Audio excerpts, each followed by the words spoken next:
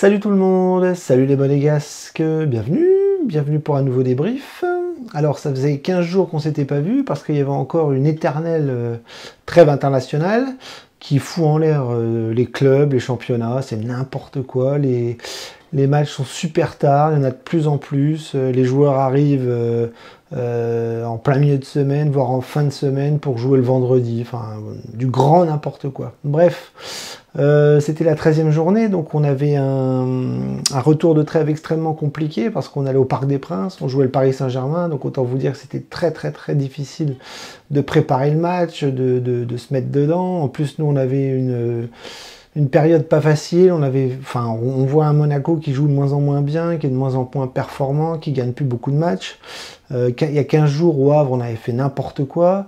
Bref, on est dans une spirale un peu négative en ce moment et le fait d'aller au Parc des Princes n'était pas pour nous aider parce que ce sont des matchs très difficiles et c'est souvent des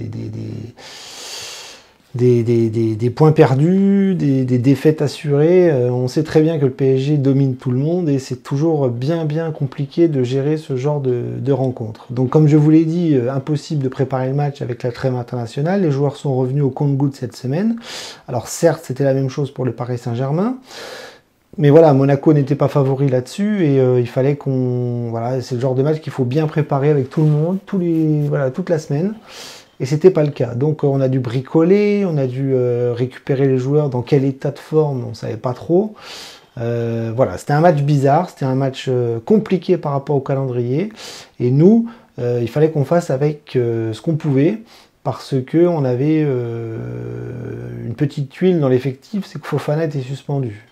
Il avait pris un carton jaune il y a 15 jours qu'il l'avait suspendu pour cette affiche.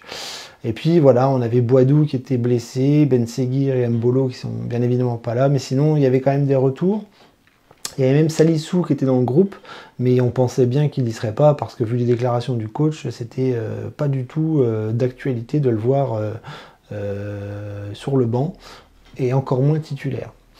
Donc voilà, donc match à préparer dans l'urgence, de composition qui est tombée à 20h assez classique, hein, pas de surprise, si ce n'est que c'était Balogun qui était titulaire à la place de Ben Yedder, et on a eu du grand classique, hein. Hutter n'a rien changé, Hutter ne s'est pas adapté au Paris Saint-Germain, il a voulu jouer son jeu, sa tactique, sa philosophie, et on avait donc Keun dans les buts, Magassa, Maripane,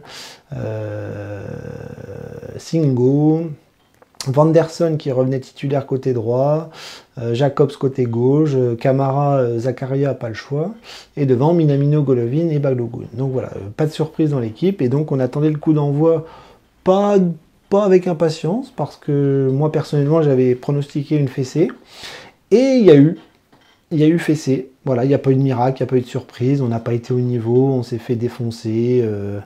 Alors on pourra dire que Monaco a eu des occasions, Monaco aurait pu, Monaco ci, Monaco là, mais au final on en prend 5. On en marque 2, et voilà, c'est une branlée. C'est une branlée, voilà, cet AS Monaco n'est plus très surprenant. Ce Monaco n'est pas très enclin à faire des surprises ou à dominer des gros cadors, hein. Ça fait quelques matchs que c'est plus le cas. On l'a vu contre Nice, contre Lille, contre Le Havre, et ce soir contre Paris, on redevient un petit club dans l'approche d'un déplacement à Paris. Voilà, donc on peut analyser le match un petit peu. C'était intéressant de voir un petit peu la philosophie d'Hutter, si elle allait fonctionner, avec un jeu se projetant vers l'avant, assez rapide, nous donner un petit peu de tout pour l'attaque. Mais on voit bien qu'avec Paris, c'est pas possible. C'est pas possible parce que Paris confisque le ballon. Et Paris, quand ils attaquent, ils vont très vite, que ce soit avec Dembélé, Mbappé, etc.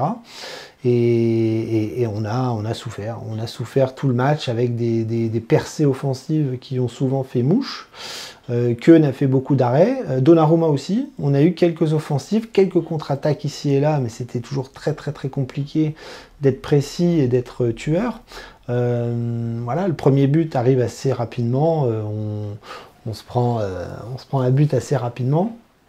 Keun qui fait une faute de main alors qu'il fait un ou deux beaux arrêts avant, il fait une faute de main dans la surface et un Parisien le remet au fond des filets, donc 1-0, voilà, en toute logique parce que ça va trop vite. On n'a pas le ballon, ça nous transperce rapidement. Et puis sur des contre-attaques, Monaco essaye mais reste brouillon, reste peu efficace. Et comme le premier but parisien, Paris va faire la même connerie. C'est-à-dire que le gardien parisien va nous donner le ballon bêtement et Minamino va la récupérer dans la surface, frapper et marquer. Donc 1-1, c'est bien. On revient dans le match, on se dit peut-être que Monaco a les capacités de faire quelque chose. Et puis très vite, on voit que ça revient péniblement dans notre défense. On défend mal, ça va trop vite, on se dégage pas bien, le milieu de terrain a du mal à récupérer le ballon, devant Balogun on le trouve pas. Golovin aussi est brouillon, enfin c'est très compliqué et les Parisiens vont avoir un penalty avec une faute encore un peu idiote de Magassa. Contre le Havre, je crois que c'est lui qui fait la faute. Contre Paris, il recommence. Donc voilà, il est jeune. Oui, je sais, il est jeune. Il a encore beaucoup à apprendre. Il a beaucoup de qualités. Ça, il n'y a pas de souci. Hein. C'est un bon joueur, Magassa. Mais il est jeune. Et dans des matchs comme ça, en Ligue 1, contre des grosses équipes, eh bien, tu le payes cash. Donc penalty pour Paris, qui le transforme avec Mbappé. Et donc on se dirige vers la mi-temps en se disant, c'est dur. C'est dur, c'est compliqué. Monaco n'arrive pas à développer son jeu. On peut avoir quelques contre-attaques ici et là. Minamino va même se créer des occasions franches avec des tirs au but intéressants. Et Donnarumma va faire des gros arrêts. Hein, donc on n'y arrive pas. On n'y arrive pas et en deuxième mi-temps, on se dit on va essayer d'éviter la valise parce que on va baisser le niveau, on va baisser le pied et puis Paris va en profiter pour en contre-attaque nous faire encore plus mal si c'est possible. Et c'est ce qui va se passer en deuxième mi-temps, on va s'effondrer, hein, on va essayer péniblement de faire quelque chose, mais voilà, toujours pareil, en contre-attaque, on se fait ouvrir comme tous les matchs depuis le début de saison.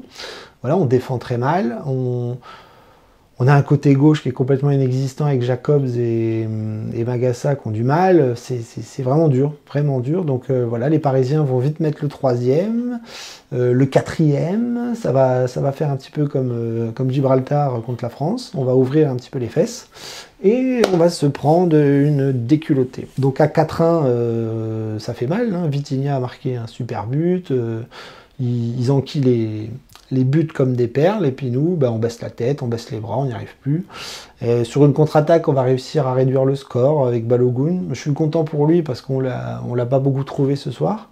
Je vois beaucoup de critiques sur Balogun sur les réseaux. Non. Moi, je suis pas inquiet pour Balogun, c'est l'avenir. Il vient d'arriver, il se met en jambes, il découvre l'équipe, il découvre un nouveau club. Non, c'est pas évident de changer de club, mais moi je suis pas inquiet. Hein. Il marque des buts. Il est très très bon et je pense que l'année prochaine ou dans 2 ans, vous allez voir Balogun. Bref, on n'est pas là pour parler de Balogun, on est là pour parler de l'AS Monaco qui se prend une valise, donc 4-2. Et puis on va se diriger vers la fin du match péniblement, on n'y arrivera pas, on va tourner autour de la défense parisienne, dans la surface, on va tout rater, hein, des frappes ratées, des frappes dans les jambes des adversaires, enfin bon, bref. Voilà, on se dirige vers la fin pénible et Paris va mettre un 5e but pour bien nous mettre la tête sous l'eau, comme ils le font contre toutes les équipes de Ligue 1.